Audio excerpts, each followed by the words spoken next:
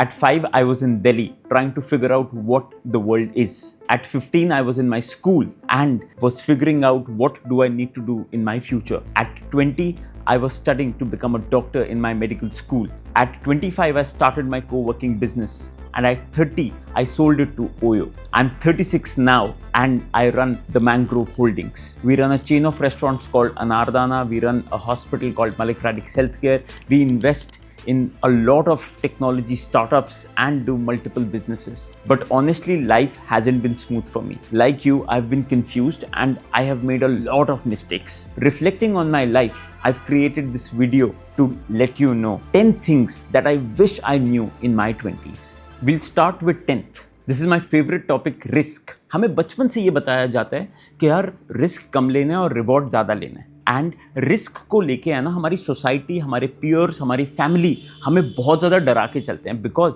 Risk में हम आपको अपनी कंफर्ट जोन छोड़नी पड़ती है.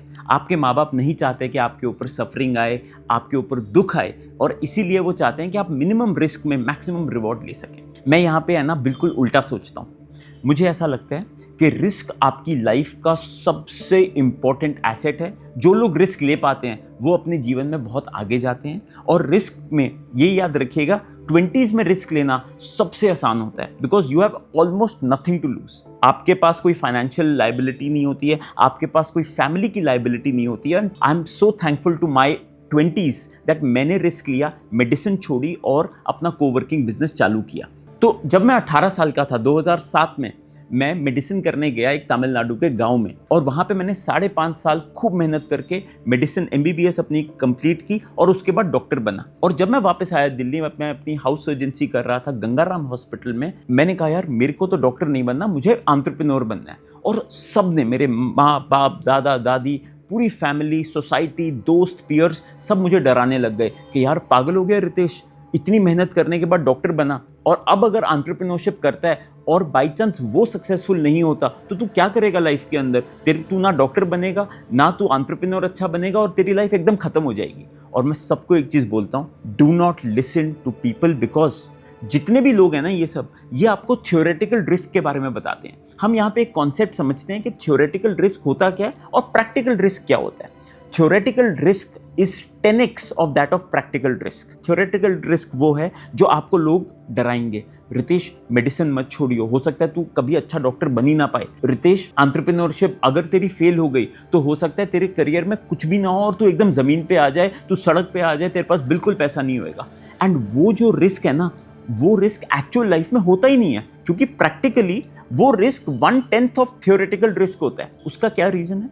बाई चांस मैंने एंटरप्रेन्योरशिप एक बिजनेस चालू किया और अगर वो नहीं भी चला तो मेरा कुछ पैसे का नुकसान होएगा, कुछ समय का नुकसान होएगा, लेकिन मैं वापस अपनी लाइफ चालू कर सकता हूँ. हम ये भूल जाते हैं, humans are the most resilient species on the planet. हम इतने पावरफुल है ना कि जैसे ही हमें रिस्क लगेगा ना, हमारे गार्ड्स अप हो जाते हैं और हम खूब मेहनत करने लग जाते हैं, और वो थ्योरेटिकल रिस्क को हम लिटरली 1/10 बना देते हैं. मैं 20s में सबको कहता हूँ, अगर आपके दिमाग में एक रिस्क है ना तो आप उसको ज़रूर लीजिए. वो रिस्क क्या हो सकता है?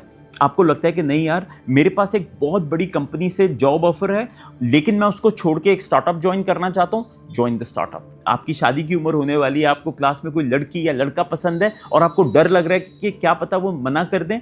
डू नॉट वरी, वो थ्योरेटिकल रिस्क है. आप जाओ और प्रपोज करो. आपको ना रिग्रेट नहीं होना चाहिए कि यार मैंने कोशिश नहीं की. अगर आपको ऐसा लगता है कि मेरे को एक स्टार्टअप का वेंचर चालू करना है और सारी दुनिया कह रही है कि नहीं यार आप जॉब करो, स्टार्टअप में मत जाओ, take the risk. 20s is the easiest time to take that risk. आप ना ये ध्यान रखिएगा, 90% of success is not skill, it is not even will, it is actually embracing audacity, courage, fear से दूर भागना, और जितने आपके आसपास के लोग हैं उन सब की बातों को से अपने आप को इंसुलेट करना और अपने पाथ को चूज करना, और थ्योरेटिकल रिस्क को अपने दिमाग में मिनिमाइज करना. That will lead to massive success in your life. और यहाँ पे है ना, मैं एक 5/50 रूल बताऊंगा, which is my favourite rule. 5/50 rule states that either you can work like a slave for 5 years and then enjoy like a king for 50 years, or you can enjoy like a king for 5 years and then work like a slave for 50 years. मैं सबको ये कहता हूँ, 20s आपका time है to work like a slave, to slog your life and to ensure that आने वाले 50 साल आप एक किंग की तरह अपनी लाइफ enjoy कर सकें. हम एक्स एक्सिस पे प्रैक्टिकल रिस्क बनाते हैं और वाई एक्सिस पे थ्योरेटिकल रिस्क बनाते हैं। अब हम देखते हैं जहां पे थ्योरेटिकल रिस्क बहुत ज्यादा है और प्रैक्टिकल रिस्क कम है, वो एरियाज होते हैं इमेजिन्ड फियर के। वहां पे एक्चुअली देखा जाए तो आपको रिस्क आंख बंद करके लेना चाहिए, क्योंकि वहां पे होता क्या है, आपके जो एडवाइजर्स हैं वो गलत हैं या उनका एक्सपीरियंस नहीं होता और आपको अपना पाथ खुद चूज करना चाहिए। जहां पे थ्योरेटिकल रिस्क और प्रैक्टिकल रिस्क दोनों ही कम है, उसको हम बोलते हैं सेफ जोन। ये कभी नहीं करना चाहिए। You will become a rat in the rat race. जहां पे प्रैक्टिकल रिस्क ज्यादा है और थ्योरेटिकल रिस्क कम है, ये कैलकुलेटेड बेट्स होती हैं। इनको बहुत समझदारी से लेना चाहिए, इनके ऊपर बहुत टाइम लगाना चाहिए और ये सोचना चाहिए कि कैसे आप रिस्क मिटिगेट कर सकते हो। और जहां पे प्रैक्टिकल और थ्योरेटिकल रिस्क दोनों ही ज्यादा हैं, इनको आप बोलते हैं एरिया ऑफ कैटास्ट्रोफी या कैटास्ट्रोफिक रिस्क। ये बिल्कुल नहीं लेना चाहिए। ये वो रिस्क होते हैं जहां पे आपकी जान या माल को खतरा हो सकता है। Ninth is leave your home as early as you can. मैं सबको एक चीज कहता हूं, आप अपनी कंफर्ट जोन को छोड़िए। घर होता क्या है, घर एक वो जगह होती है जहां पे है ना आपको पीस होता है, जहां पे आपकी एंग्जाइटी लेवल्स कम होती हैं। लेकिन घर पे बैठे बैठे सक्सेस नहीं आती। मैं आपको अपना एग्जाम्पल बताता हूँ। 2007 में मेरा एडमिशन तमिलनाडु के एक गांव में MBBS के लिए हुआ, जो दिल्ली से 3000 किलोमीटर दूर था। उस गांव में मैकडॉनल्ड्स और खाने पीने की जगहें तो छोड़िए, रेलवे स्टेशन भी नहीं था। और वो एक ऐसा गांव था जहां पे आसपास तस्कर बेल्ट चलती थी, फॉरेस्ट एरिया था। और जैसे ही मैं दिल्ली से वहां गया, मेरे लिए कल्चर शॉक। मैं इतना परेशान हुआ, मैं अपनी मॉम को फ़ोन करता था। मैंने कहा ये मेरे को आपने कहाँ छोड़ दिया, आई हेट दिस प्लेस। लेकिन 2-3 महीने की सफरिंग के बाद ह्यूमंस क्या है ना, वो अडेप्ट कर लेते हैं। We are very resilient organisms. आप जैसे किसी मुश्किल हालात में आएंगे ना, आप उसको मैनेज कर लेंगे। मैं तमिलनाडु गया, मैंने वहाँ लोकल भाषा सीखी, वहाँ के लोगों से अपने आप को दोस्ती करवाई, वहाँ पे छोटे छोटे मिशंस का पार्ट बना। 5.5 साल मेरे जीवन के सबसे अच्छे साल आए। मैं उनको बोलता हूँ मेरा वनवास था वो। वहीं पर ही बैठ के मैंने 300 से ज़्यादा किताबें पढ़ी, बिजनेस की, फिलॉसफी की, साइकोलॉजी की। वहीं पर ही बैठ के मेरे सबसे अच्छे दोस्त बने। और अगर मैं दिल्ली में होता, मेरा समय बहुत जल्दी निकल जाता। सुबह कंफर्टेबली उठना, गाड़ी में कॉलेज जाना, मैकडॉनल्ड्स में खाना खाना, टाइम का पता ही नहीं चलता। तमिलनाडु में मेरे लिए एक दिन, क्योंकि गांव था, 3-3 दिन के बराबर था। सुबह होती थी, शाम नहीं होती थी, शाम होती थी, रात नहीं होती थी। इतना समय मुझे मिला अपने आप पे काम करने के लिए कि मैं आज एक अच्छा एंटरप्रेन्योर बन पाया उस वनवास की वजह से। यहाँ पे हम एक डायग्राम से समझते हैं कि कंफर्ट जोन कैसे छोड़नी चाहिए और कौन सी कंफर्ट जोन आपके लिए अच्छी है। तो बेसिकली ये 3 कॉन्सेंट्रिक सर्कल्स हैं। सबसे पहले जो बीच वाला सर्कल है वो है very high comfort zone, extremely low stress. इसको हम बोलते हैं हाई प्रिडिक्टेबिलिटी या घर। ये वो जगह है जहाँ पे है ना एंग्जाइटी लेवल 9-10% होती है। आप ये मान के चलिए, एंग्जाइटी जितनी कम होगी ना, इसका मतलब ये आप मौत के करीब हैं। 0 एंग्जाइटी इज डेथ।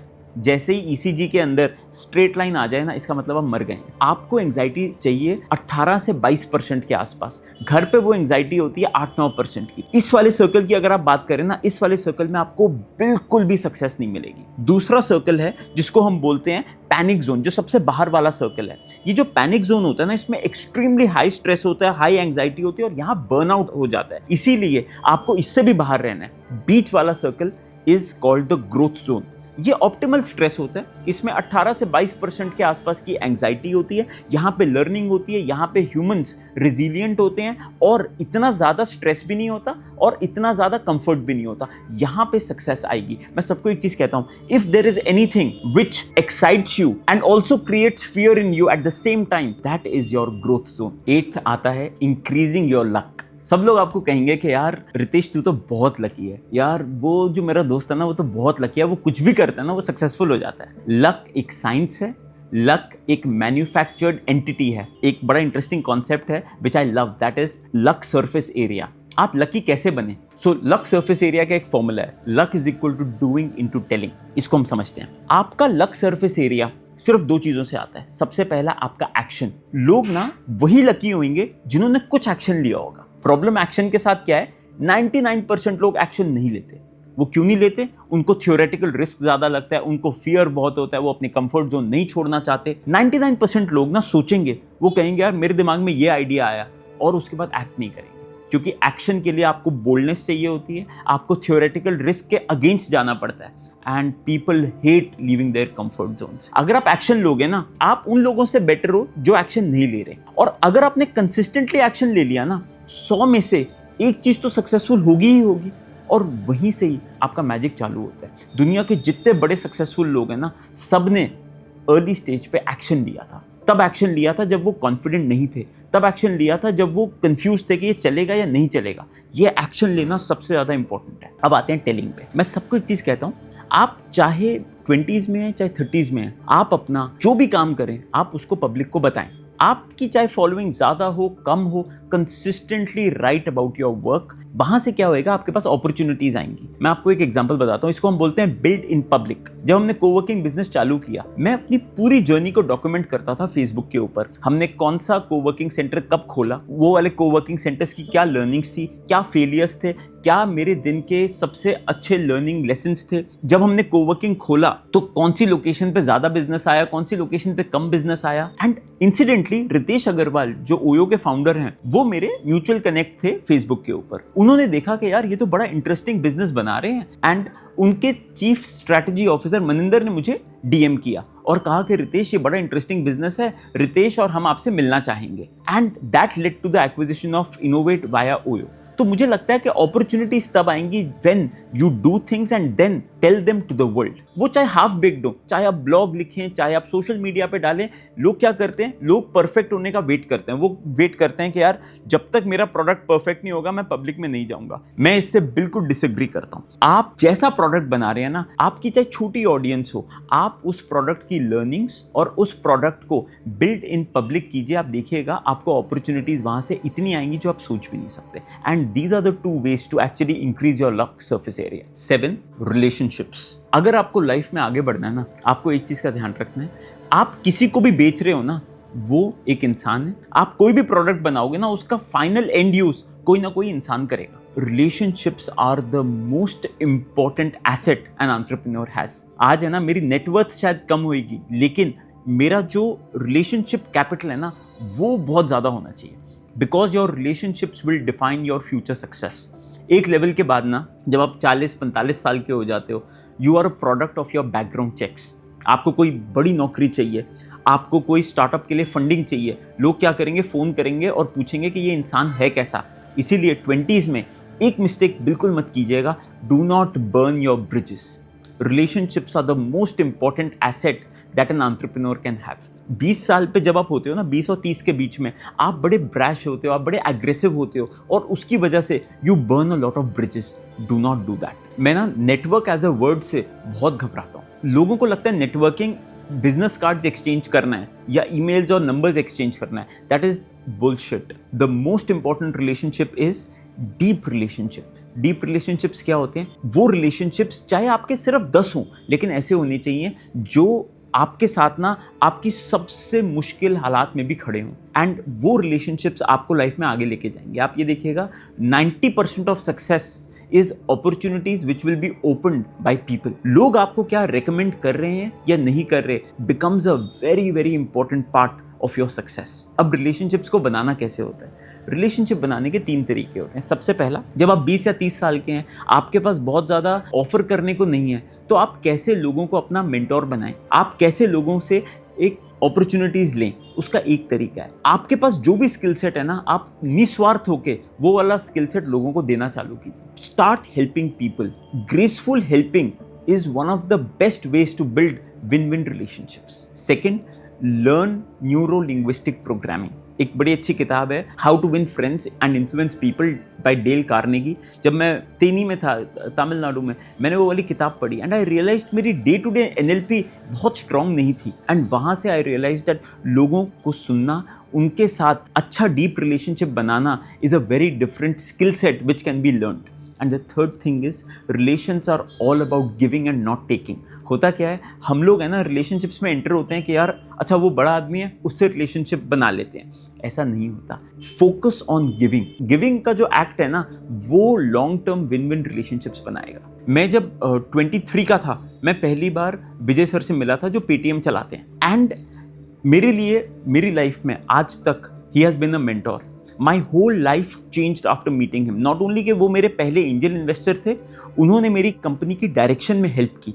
आप ये देखिएगा रिलेशनशिप्स कितना वैल्यू ऐड करते हैं। मेरे को अभी तक याद है, एक ऐसा समय था कि इनोवेट का ना एक हमें सेंटर लेना था और हमारे पास वो सेंटर के सिक्योरिटी डिपॉजिट देने के पैसे नहीं थे। मैंने विजय सर को ईमेल किया डरते हुए कि नहीं हो सकता है, वो क्या सोचेंगे मेरे बारे में, और मैंने उनको कहा कि हमें है ना इमीडिएटली 50 लाख चाहिए एक हफ्ते के लिए, एक हफ्ते के बाद हमारा इन्वेस्टमेंट कैपिटल आ रहा है। उन्होंने अगले दिन 50 लाख रुपए भेज दिए थे। आप ये देखिए, अगर ये 50 लाख ना होते तो हम सबसे आज तक हमारा सबसे प्रॉफिटेबल सेंटर है वो वाला हम लोग साइन नहीं कर पाते। तो मुझे लगता है रिलेशनशिप्स कंपाउंड, बट रिलेशनशिप्स की एक खासियत है, अगर आप रिलेशनशिप्स को नेटवर्क की तरह लेंगे और एक ट्रांजैक्शन की तरह लेंगे तो वो कभी नहीं चलेंगे। आप 10 लोगों से रिलेशनशिप कीजिए, लेकिन उन रिलेशनशिप्स को बहुत डीप लेके जाइए। रिलेशनशिप्स में एक और मैं चीज़ 20s और 30s में जो मैंने गलती की वो बताऊंगा, आस्क फॉर हेल्प। आप शॉक्ड हो जाएंगे, people love helping people, but the problem is हम लोग 20s में ना इतने संकोची होते हैं कि हम लोग लोगों से है ना मदद मांगते ही नहीं है, और हमें इतना स्वाभिमान होता है, हमें लगता है कि अगर हम किसी से मदद मांगेंगे तो वो हमारे बारे में क्या सोचेंगे। आप शॉक्ड हो जाएंगे, पीपल लव हेल्पिंग पीपल। मैं ना एक चीज़ जिसमें मैं बिल्कुल संकोच नहीं करता, दैट इज कोल्ड कॉलिंग। मैं अपना कोई बिजनेस चला रहा हूँ, मैं लोगों को है ना ईमेल्स पे भेजता रहता हूँ। मेरे को याद है मैंने शायद रतन टाटा जी को 100 से ज़्यादा ईमेल भेजी हैं, विजय सर को उनसे मिलने से पहले 50 से ज़्यादा ईमेल भेजी होंगी। तो मुझे लगता है कि कुछ लोग रिस्पॉन्ड करेंगे, कुछ लोग नहीं करेंगे, लेकिन आपका काम है कोल्ड कॉलिंग करना, आपका काम है कोल्ड ईमेलिंग करना, आपका काम है to ask for help. If you don't ask for help you will never get it. तो रिलेशनशिप्स में ये भी एक बहुत इंपॉर्टेंट ट्रेट है 20s और 30s में, to ask for help in a polite, in a respectful manner, and ensure that जितना आप ले रहे हैं उससे ज़्यादा आप लोगों को वापस दें। एंड एक और लास्ट पॉइंट है, दैट इज रिलेशनशिप्स में मैं यहाँ पे ये तवज्जो दूंगा, आपके दोस्त आपकी लाइफ डिफाइन करते हैं। ब्रेक फ्रेंडशिप्स जहाँ पे है ना आपको लगता है कि लोग ना आपकी वैल्यूज़ को समझ नहीं पा रहे। एग्जाम्पल, मैं अल्कोहल नहीं पीता, मेरे जितने दोस्त हैं मेरे आसपास वो सब अल्कोहल पीते हैं, लेकिन वो रिस्पेक्ट करते हैं कि यार रितेश अल्कोहल नहीं पीता और इसको हम फोर्स नहीं कर सकते।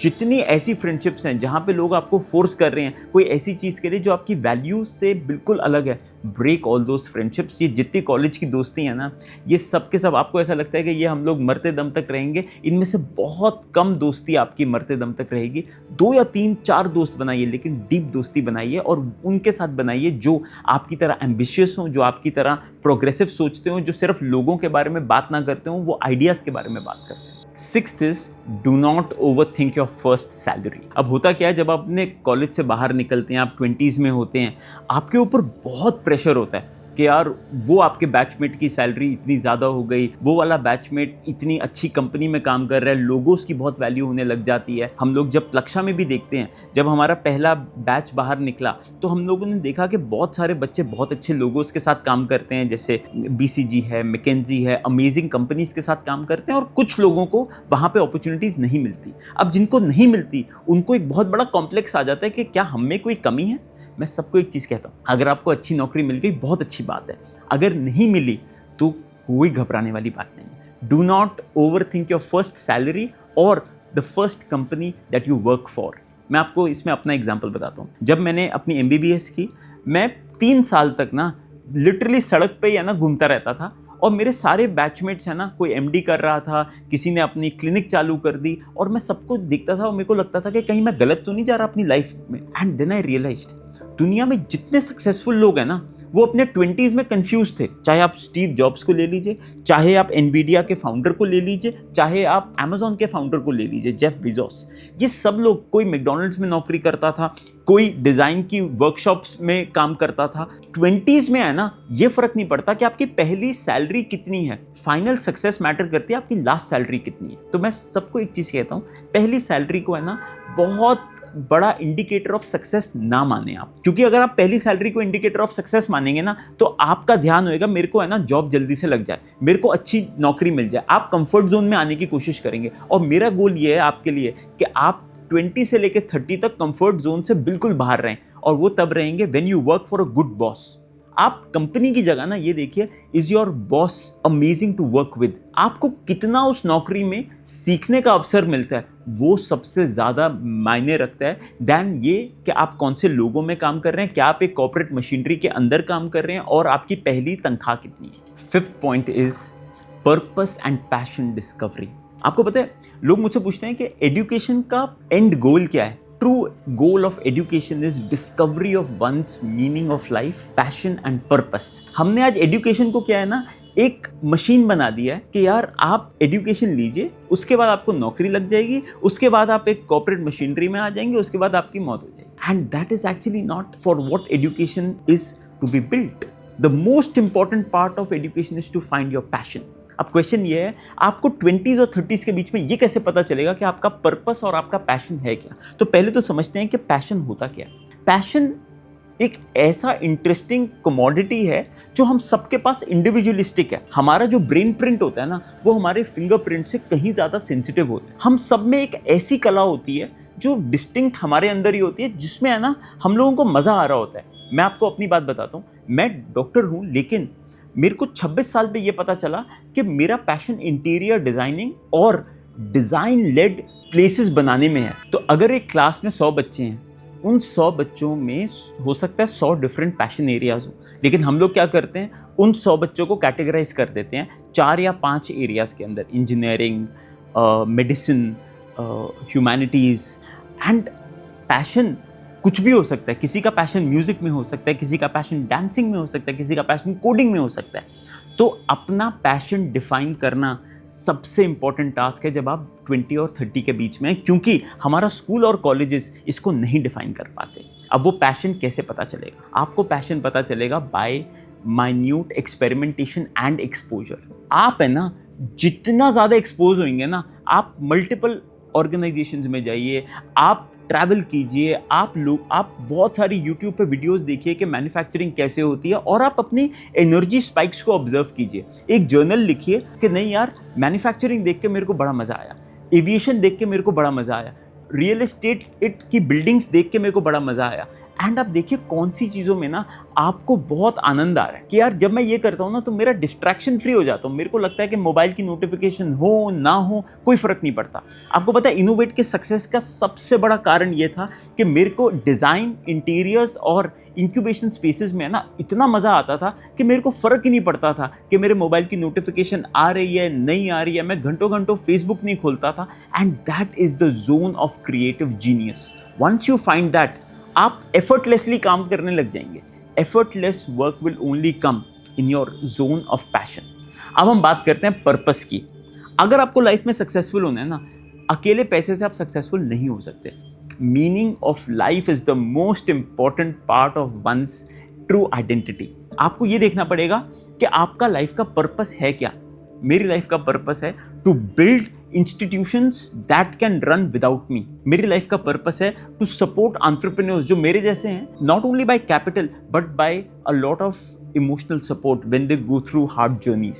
एंड ये मेरी लाइफ का पर्पस है। जब मैं ये करता हूँ ना तो मुझे इतना अच्छा लगता है कि आप सोच ही नहीं सकते। And that is why I excel at that. तो मेरा सबको ये रिक्वेस्ट है कि आप ना ये देखिए कि आपका पैशन क्या है, आपका पर्पस क्या है और आपकी ट्रू आइडेंटिटी क्या है। इसमें मेरे को बहुत लोग कहते हैं कि यार मेरे को गिटार बजाना पसंद है, तो क्या मेरे को गिटारिस्ट बनना चाहिए?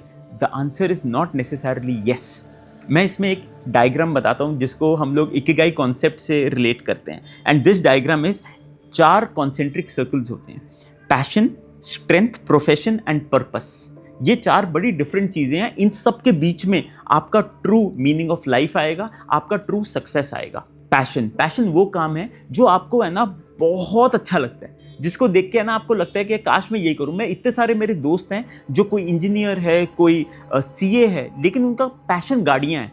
वो पूरा दिन है ना बस यही देखते रहते हैं कि यार कब मैं अपने ऑफिस से बाहर जाऊं और मैं गाड़ियां चलाऊं, या मैं गाड़ियों की रीमॉडलिंग करूं, या मैं गाड़ियों के इंजन खोल के उसके अंदर कोई और इंजन रेट्रोफिटिंग करूं। एंड ये उनका पैशन है। लेकिन वो बेचारे अपने है ना काम से इतने बंधे हुए हैं कि उसको वो काम नहीं बना पा रहे, या वो रिस्क ले नहीं पा रहे हैं। सेकंड आता है आपकी स्ट्रेंथ। हम सब में एक ऐसी चीज है जो ना हम बड़े एफर्टलेसली कर लेते हैं। मेरे लिए वो इंटीरियर डिजाइनिंग है। मैं तो कोई पढ़ा नहीं हुआ इंटीरियर डिजाइनिंग में, लेकिन मेरे को पता है कि मैं एफर्टलेसली कोई भी जगह बना सकता हूँ। फिर आता है प्रोफेशन आता है कि क्या लोग जो आप बना रहे हैं उसको खरीदना भी पसंद करेंगे। अगर वो नहीं कर रहे तो ये सब चीजें फेल हो जाती है, because money is very important. It is not the end goal, but it is a very important part of being holistically successful. And last आता है your purpose. क्या ये सब करने के बाद आपका पर्पस और मीनिंग ऑफ लाइफ अचीव हो पा रहा है या नहीं? अगर ये चारों चीज़ें नहीं हो पा रही हैं तो आप अपनी लाइफ का पैशन, पर्पस और ट्रू मीनिंग ऑफ लाइफ कभी जान नहीं पाएंगे. And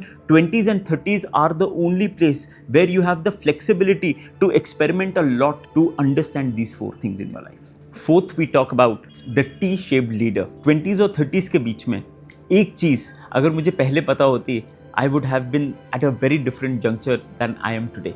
That is the T-shaped leader. T-shaped leader का मतलब क्या है? आपको है ना एक डोमेन में मास्टरी होनी चाहिए.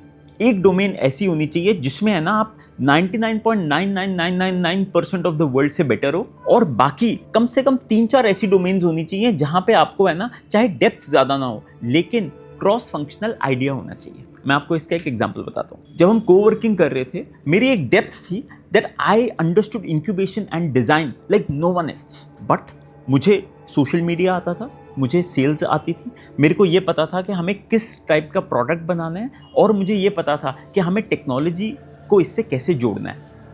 ये सब चीज़ों में ना मेरी बहुत ज़्यादा डेप्थ नहीं थी, लेकिन इनको आने से ना मेरी क्रॉस फंक्शनल लीडरशिप बहुत बढ़ गई. तो आप ये ध्यान रखिएगा, in your 20s and 30s आपको है ना T-shaped लीडर बनना है. अब T-shaped लीडर में 2 कॉन्सेप्ट्स आते हैं. सबसे पहला आता है जनरलिस्ट एंड स्पेशलिस्ट. आज की दुनिया में है ना हम लोग स्पेशलिस्ट और जनरलिस्ट को अलग अलग करते हैं.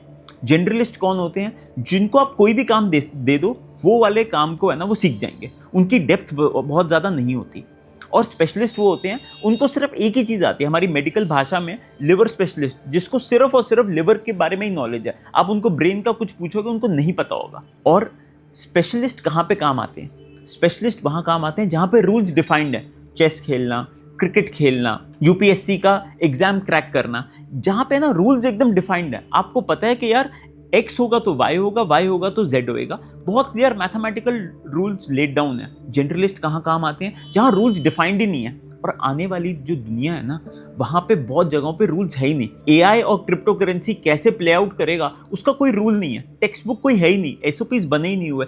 वहाँ पे जनरलिस्ट्स काम आएंगे. तो इसीलिए इस लेयर को मैं जनरलिस्ट लेयर बोलता हूँ और इस लेयर को मैं स्पेशलिस्ट लेयर बोलता हूँ. एक बहुत अच्छी किताब है कॉल्ड रेंज, जिसमें है ना वो बताते हैं कि कैसे स्पेशलिस्ट और जनरलिस्ट अगर एक ही इंसान में हो जाएं for different activities you become unstoppable. इसका है ना एग्जाम्पल से सीखते हैं. एप्पल अगर आप देखेंगे ना टेक्नोलॉजी में सैमसंग से पीछे है, लेकिन एप्पल का combination of 2 things that is design and technology. अगर आप एप्पल को सोचते हैं ना आप कभी टेक्नोलॉजी नहीं सोचते, पहले आप एप्पल को एज अ डिजाइन प्रोडक्ट सोचते हैं कि उनकी डिजाइन थिंकिंग बहुत अच्छी है. So combining 2 attributes is also a part of the leadership. दुनिया में जितनी भी डिस्ट्रप्शन हुई है ना वो T-shaped लीडर्स करेंगे. एग्जाम्पल, अगर हम ट्विटर की बात करें जो अब एक्स कहते हैं, एक्स ने जर्नलिज्म को बिल्कुल डिस्टर्ब कर दिया. पहले हम लोग इंफॉर्मेशन लेते थे फ्रॉम न्यूज़ आउटलेट्स, अब हम लोग एक्स पे लेते हैं. वहाँ पे code plus content combined together and X was created. If you see multimedia consumption, अब हम लोग टीवी से ज़्यादा यूट्यूब पे ज़्यादा रिलाई करते हैं. अगेन वहाँ पे आप देखेंगे understanding of network effects of code with multimedia content. And ये ना हर चीज़ में हो सकता है. Combining Bollywood with code that is Netflix. Combining 2 different industries to form new age disruptive products will be the biggest wealth creation opportunity for at least people who are between the age of 20 and 30. And that is why being a T-shaped leader is very important. And third is storytelling. I'm an introvert. मैं सबको एक चीज़ कहता हूँ, if you are an introvert that is your problem, but अगर आपको storytelling नहीं आती ना, आने वाली दुनिया में आप ना अपने प्रोडक्ट बेच सकते हैं ना आप अपने आप को बेच सकते हैं. आने वाला समय बहुत ज़्यादा कॉम्पिटिटिव होने वाला है. And coherent stories and ability to public speak will become the most important asset. And 20s और 30s के बीच में अगर आपने ये स्किल्स 3 स्किल्स नहीं सीखी तो आप सक्सेसफुल नहीं हो पाएंगे. The first one is story telling, the second one is public speaking and the third one is writing. मैं सबको एक चीज़ कहता हूँ, अगर आपको पब्लिक स्पीकिंग करनी है ना, सबसे आसान तरीका क्या है, आप एक टॉपिक लीजिए, पहले आप मिरर के सामने एक्सरसाइज कीजिए, उसके बाद 5 लोगों के सामने कीजिए, उसके बाद 10 लोगों के सामने कीजिए. धीमे धीमे धीमे धीमे करके you will become master of public speaking. मैं वाई कॉम्बिनेटर में डेमो डे दे रहा था वहां पे 500 दुनिया के सबसे इंपॉर्टेंट इन्वेस्टर्स बैठे हुए थे, Vinod Khosla, Ron Conway, Airbnb के फाउंडर्स, सब लोग वहां बैठे हुए थे। एंड मुझे ना बहुत डर लग रहा था, बट मैंने खूब मेहनत की and I realised one thing, that story telling helped me raise $0.5 million at a very decent valuation back in 2016। वो वाली वीडियो है ना, आज भी मेरे लिए बहुत ज़्यादा ट्रेजर्ड वीडियो है, because as an introvert it's very hard to face such an elite audience. तो मुझे लगता है स्टोरी टेलिंग सबसे इंपॉर्टेंट स्किल है, और इसको सीखने के लिए ना 2 स्किल्स बहुत इंपॉर्टेंट है। सबसे पहला राइटिंग। आज की दुनिया में ना, जहाँ पे नोटिफिकेशन, जार्गन, डिजिटल इतना ज़्यादा है, हम लोग है ना अपने दिमाग को है ना फोकस रख ही नहीं पाते। The easiest way is switch off your phone, put it on airplane mode। मैं सबको कहता हूँ the best feature of your phone is airplane mode। आप अपने आप को डिजिटल डिटॉक्स कर दीजिए and write with a paper and a pen all your thoughts। पहले 5 मिनट में ना आपको अजीब लगेगा, 5 से 30 मिनट के बीच में आप ऐसा ब्यूटीफुल कंटेंट लिख सकते हैं, बिकॉज आने वाला समय सोशल मीडिया का है, स्टोरी टेलिंग का है और कंटेंट का है। जिसके पास अच्छा कंटेंट होगा वो अपना ब्रांड, अपने आप को ज़्यादा प्रमोट कर पाएगा। यहीं पर ही मैं सबको कहता हूँ पर्सनल ब्रांडिंग बहुत इंपॉर्टेंट है। एंड पर्सनल ब्रांडिंग का जो सेंटर पीस है ना, वो है अच्छा ऑथेंटिक कंटेंट। आपको ये आना चाहिए, और अगर आपको अभी तक नहीं आता तो आप घबराइए मत कि आप सीख नहीं सकते। ये बहुत अक्वायरेबल स्किल्स हैं, और आप थोड़ा सा भी टाइम लगाएंगे ना, ये आप पूरी की पूरी सीख जाएंगे। And second, on public speaking, आप जितने भी बड़ी नौकरियां देखेंगे ना, चाहे वो प्रधानमंत्री की हो, चाहे वो प्रेसिडेंट की हो, चाहे वो सीईओज की हो, सब में एक कॉमन जॉब डिस्क्रिप्शन होते हैं, और सबसे पहली जॉब डिस्क्रिप्शन होती है public speaking. Public speaking is a must. अगर आप कॉलेज में हैं तो आप डिबेट सोसाइटीज़ ज्वाइन कीजिए, अगर आप स्कूल में हैं तो आप डिबेट सोसाइटीज़ ज्वाइन कीजिए। आप अपने आप को बाहर निकालिए और घबराइए मत, आप हाँ बोल दीजिए। एक सर्वे और रिसर्च हुई जिसमें कहा गया मौत दुनिया का दूसरा सबसे ज़्यादा घबराने वाला इंसिडेंट लगता है ह्यूमंस को। पहला है to face people and do public speaking. तो पब्लिक स्पीकिंग मुश्किल होता है, लेकिन अगर आप एक बार ये सीख गए, आप 99.99% दुनिया से आगे बढ़ जाएंगे। Now we talk about a very important one, and that is second, and that is sales and negotiation. मुझे लगता है हमें ना बचपन से ये बताया जाता है कि यार सेल्स ना एक बहुत ही तुच्छ काम है। जैसे मैं आपको बताता हूँ, हमारे एटलीस्ट एक इंटेलेक्चुअल खानदान में जहाँ पे सब लोग डॉक्टर हैं, हम लोग ना मेडिकल रिप्रेजेंटेटिव की नौकरी को है ना थोड़ा सा नीचा मानते थे कि यार ये तो है ना दवाइयाँ बेच रहे हैं, ये तो सेल्स का काम है। और आज भी है ना सेल्स को है ना उतना हाई दर्जा नहीं दिया जाता, जो मुझे लगता है सबसे गलत है। The only skill that will get money to your bank account, the only skill that will get food on the table is sales. अगर आपको सेल्स नहीं आती ना, तो आपको एंटरप्रेन्योरशिप नहीं आती। आप चाहे कुछ भी करें, हमें लगता है कि सेल्स एक ऐसा स्किल है जो सिर्फ और सिर्फ सेल्समैन को आनी चाहिए। Even a beggar is selling their challenges. एक भिखारी भी है ना अपनी पीड़ा बेच रहा होता है। आप पैसा तभी ज़्यादा दोगे जब आपको लगेगा इस भिखारी के जीवन में बहुत दुख है। किसी का हाथ कटा होएगा तो आपको लगेगा उसको पैसा ज़्यादा दे दो। The idea is if you do not know sales, you do not know life, you do not know success. आपको सेल्स आनी चाहिए। अब सेल्स का मतलब ये नहीं है कि लोग ना सेल्स को एक बड़ा डिफरेंट कॉनोटेशन में देते हैं। लोगों को लगता है सेल्स का मतलब है गंजे को कंगी बेचना, which is absolutely bullshit and wrong. Sales का मतलब ये है to create pipelines, to create operations in which आप अपने प्रोडक्ट से रेपिटेटिव वैल्यू ऐड कर सकें अपने कस्टमर्स की लाइफ में। और सेल्स जानना सबसे इंपॉर्टेंट स्किल है। और सेल्स ना एक ओवरऑल डिपार्टमेंट है, लेकिन जीवन भर एक स्किल ऐसी है जो आपको सेल्स में मदद करेगी, जो फंडामेंटल स्किल है, विच इज नेगोशिएशन। किसी ने मुझसे कहा कि पेरेंटिंग होती क्या है, और मैं सबको एक चीज कहता हूँ, parenting is negotiating with your child. किसी ने मुझसे कहा मैरिज क्या होती है, marriage is negotiating with your wife. आप पूरा टाइम ना by the end of the day negotiate कर रहे होते हो अपनी बात मनवाने के लिए या किसी की बात को समझने के लिए। तो negotiation as a skill is a very very important skill. जब हमने अपनी कंपनी ओयो को बेची, मुझे नेगोशिएशन आती नहीं थी। उस टाइम पे चैट जीपीटी भी नहीं था, तो मैंने नेगोशिएशन पे ना पूरी किताब पढ़ी, और मैंने ये देखा ये एक स्किल है, बहुत आसानी से सीखी जा सकती है। और अगर आपको नेगोशिएशन आती है तो आप एक एसेट, अगर मान के चलिए आपको ये 10 रुपये का बेचना है, तो आप इसी सेम चीज़ को 12 रुपये का बेच सकते हैं अगर आपको नेगोशिएशन की स्किल आती है। तो जिनको लगता है ना कि यार हम नेगोशिएट नहीं कर सकते, हम सेल्स नहीं कर सकते, वो सब गलत है। आपको मेरे को देखना चाहिए। मैं तो लोगों की आंख में आंख डाल के देख भी नहीं पाता था। If I can do it than anyone else can do it. Now the final one and the most important one, अगर आपको अर्न करना है ना, तो उसके आगे एल लगा दो। You have to learn.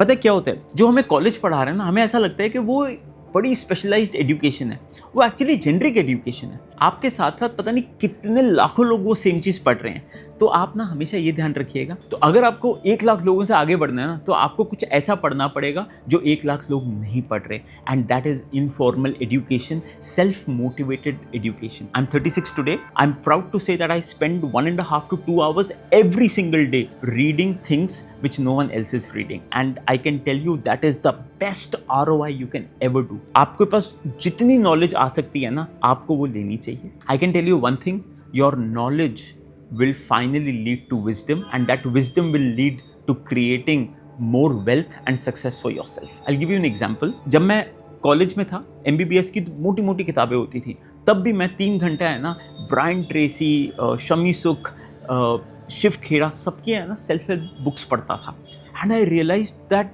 Was the best thing that I could do for my self.